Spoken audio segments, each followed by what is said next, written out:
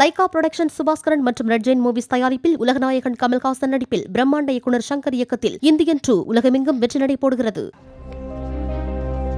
தமிழகத்தில் மது அருந்துவோரின் எண்ணிக்கை அதிகரித்து வருவதாக உயர்நீதிமன்ற மதுரை அமர்வு நீதிபதிகள் தெரிவித்துள்ளனர்.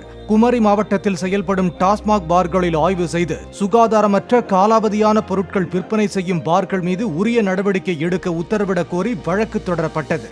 அதன் விசாரணையின் போது இதுபோன்ற கோரிக்கைகளை நீதிமன்றம் ஊக்குவித்தால் மதுப்பழக்கத்தை ஊக்குவிப்பது போல் ஆகிவிடும் என நீதிபதிகள் தெரிவித்தனர்.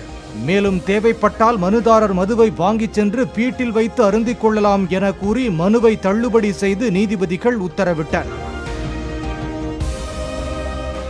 லைகா புரொடக்ஷன் சுபாஸ்கரன் மற்றும் ரெட் ஜெயின் மூவிஸ் தயாரிப்பில் உலகநாயகன் கமல்ஹாசன் நடிப்பில் பிரம்மாண்ட இயக்குனர் சங்கர் இயக்கத்தில் இந்தியன் 2 உலகமெங்கும் வெற்றி நடை போடுகிறது.